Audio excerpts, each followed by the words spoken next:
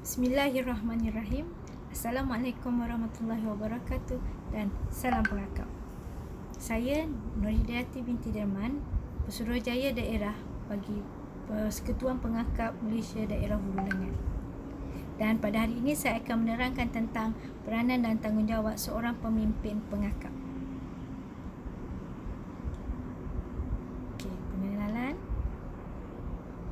Seorang pemimpin pengakap terdiri daripada dewasa yang berusia lebih daripada 18 tahun, 6 bulan dan menjadi pemimpin ini boleh menubuhkan kumpulan dengan menulis surat atau menghubungi Pesuruhjaya Pengakap Daerah atau Setiausaha Persekutuan Tempatan untuk menyatakan tujuannya atau memberi penerangan tentang cara pemimpin itu mahu menubuhkan pasukan pengakap. Apabila Pesuruhjaya Pengakap Daerah dan Persekutuan Pengakap Tempatan berpuas hati, maka pihak pemimpin perlu mengisi 3 keping borang PPM dan golongan 8. Ya. Seterusnya, setelah lengkap dan ditandatangani oleh kuasa penganjur sama ada guru besar atau pengetua dan bakal pemimpin, hendaklah borang tersebut dihantar kepada Persekutuan Pengakap Malaysia melalui Pesuruhjaya Pengakap Negeri. Okey, matlamat sebagai pemimpin adalah untuk melahirkan generasi akan datang sebagai warga negara yang berguna. Ya, membentuk disiplin yang baik. Okey, membentuk generasi muda sebagai warga negara yang patriotik dan faham dasar-dasar negara. Maka syarat utama untuk apabila menyandang sebagai pemimpin pengakap, ya, apabila mendapat kelulusan dari Persekutuan Tempatan dan Pesuruhjaya Pengakap Daerah, maka bakal pemimpin hendaklah bersetuju menerima tujuan-tujuan, cara-cara dan dasar Persekutuan Pengakap untuk mengusahakan dengan sedaya upayanya. Syarat seterusnya iaitu dengan cara menubuhkan jawatan kuasa kumpulan dengan secepat mungkin dan tidak lewat dari 3 bulan setelah kumpulan ditubuhkan. Ya, hendaklah mengandungi sekurang-kurangnya 3 patro atau 3 sekawan dan tidak lebih dari 6 patro atau sekawan, mempunyai sejumlah 18 atau 48 orang ahli. Apabila lebih dari 2 unit seperti di sekolah menengah, ya, ada pengakap ada pengakap muda dan pengakap remaja, maka hendaklah ada seorang pemimpin kumpulan, 2 orang pemimpin dan beberapa orang penolong pemimpin. Okey. Jika 1 unit saja, maka hendaklah ada seorang pemimpin bertugas dan beberapa orang penolong-penolongnya mengikut keperluan kumpulan itu. Syarat utama seterusnya, setiap pemimpin perlu menegaskan tentang keagamaan dalam pengakap supaya perjalanan kumpulan itu mengikut nilai-nilai agama. Ya, nilai-nilai agama adalah nilai yang murni dan baik. Seterusnya, pemimpin menentukan semua ahli pengakap menerima latihan sepenuhnya mengikut skim latihan. Ya, skim latihan rencana yang telah diberi. Seterusnya, pemimpin mesti menolong kumpulan itu untuk mendapatkan tempat atau rumah atau bilik yang sesuai untuk meletakkan peralatan latihan dan melaksanakan latihan kemahiran berpengakap. Seterusnya, pemimpin mesti patuh akan dasar pertubuhan dan perlembagaan Persekutuan Pengakap Malaysia. Seterusnya, sifat seorang pemimpin. Seorang pemimpin mestilah patuh kepada tujuan kepimpinan dalam membentuk generasi akan datang. Dia mestilah berminat, sabar, tabah, berkeyakinan serta jujur. Ikhlas, berfikiran terbuka, sedia memberi dan menerima teguran. Seterusnya, sentiasa menambah pengetahuan, bukan setakat hanya menjadi pemimpin. Sebaik-baiknya menambah dengan mengikuti kursus-kursus manik kayu sehingga boleh menjadi jurulatih. Dan setiap pemimpin tidak berkepentingan diri, malah dia sentiasa berkemampuan dan berwibawa dalam membawa kumpulannya.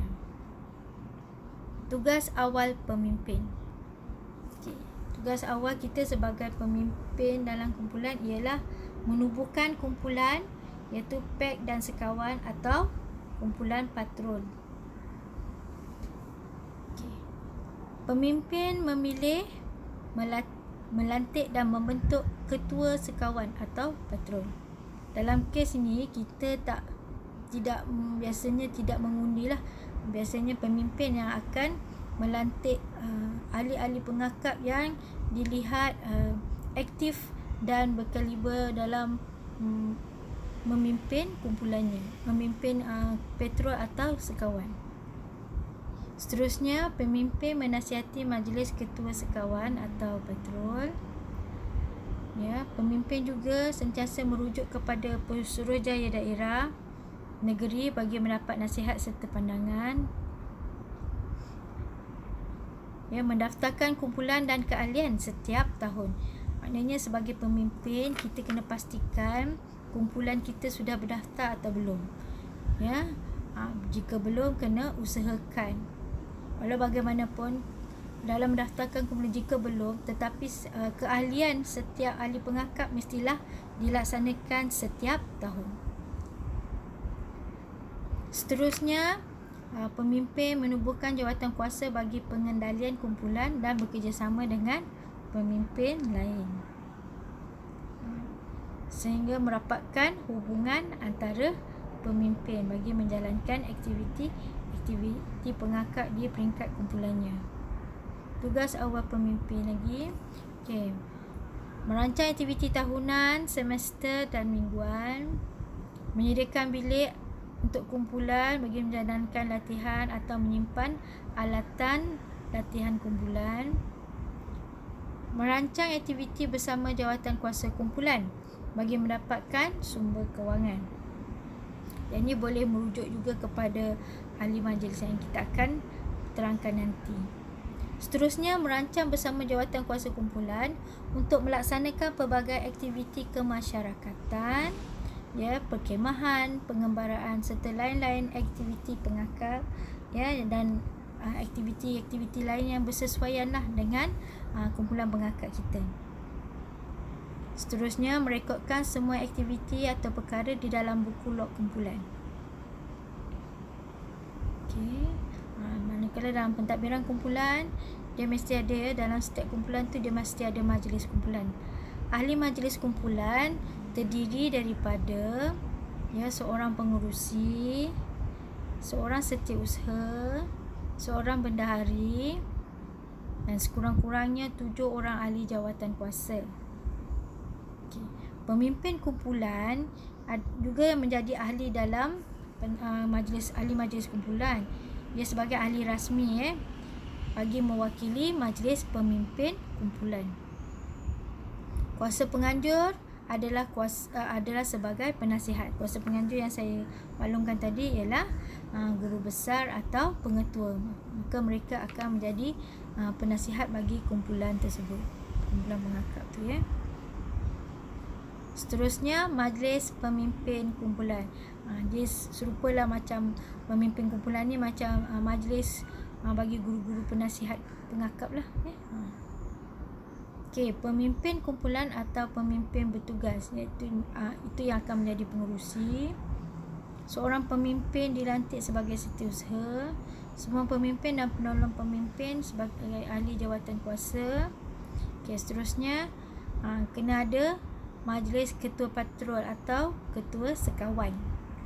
Ya, pemimpin kumpulan hendaklah menubuhkan majlis ketua patrol atau ketua sekawan yang terdiri daripada ketua-ketua patrol atau ketua-ketua sekawan dan penolongnya.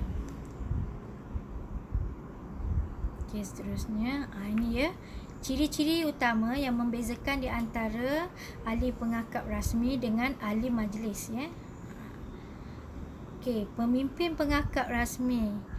Pemimpin pengakap rasmi dan ahli majlis pengakap yang samanya daripada menganggotai pengakap secara sukarela. Okey. Manakala dalam rasmi, pengakap rasmi perlu mohon, lantik dan melakukan pendaftaran.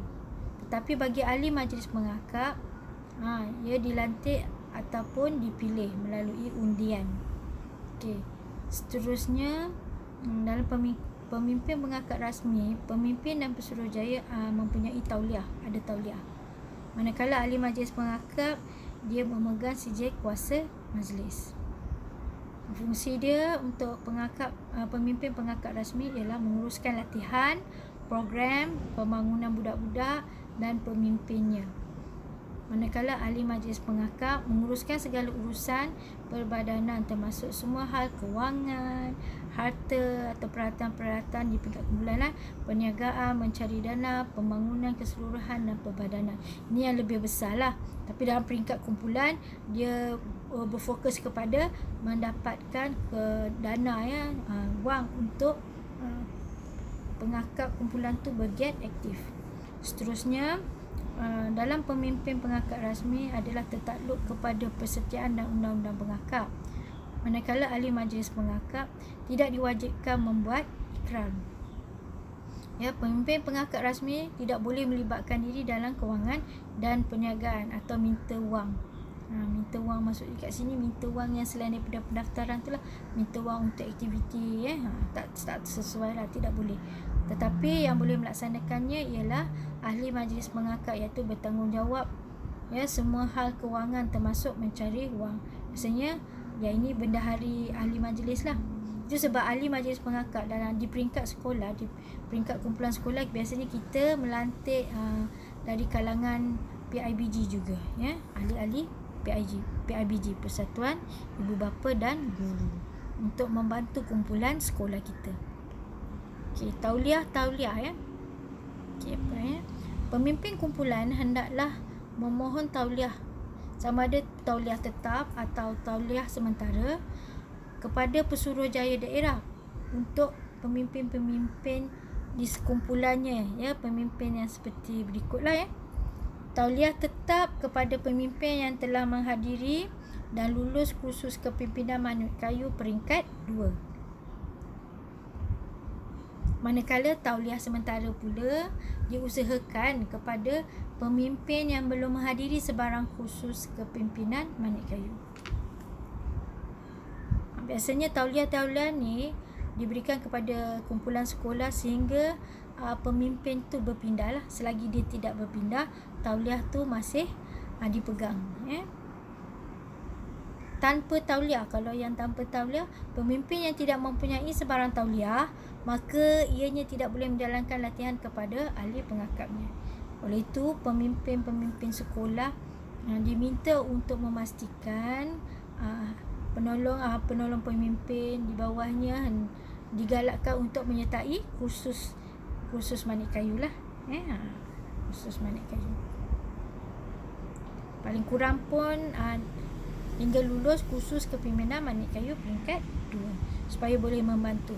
Yang lagi baik ialah sehingga habis peringkat 3B, sehingga atau sampai dikalungkan Manik Kayu.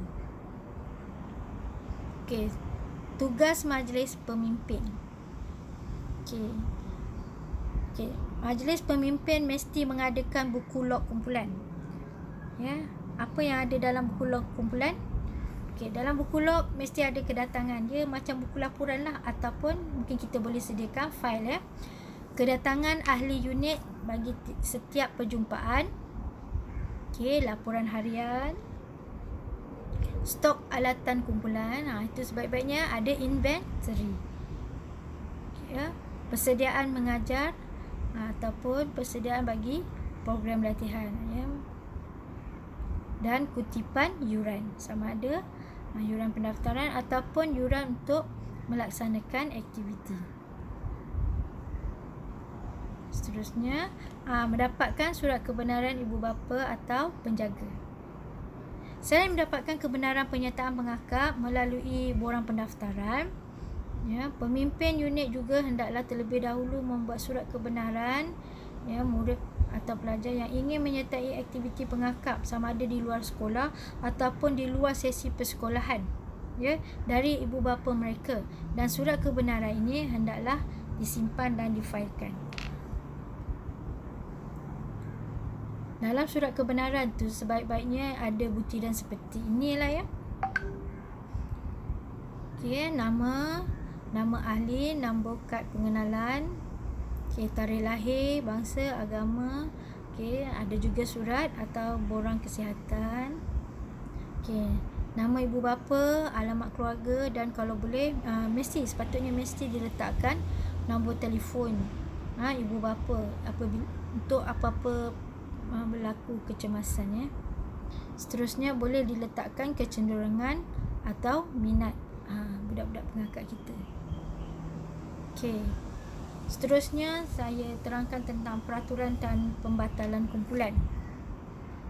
Okey.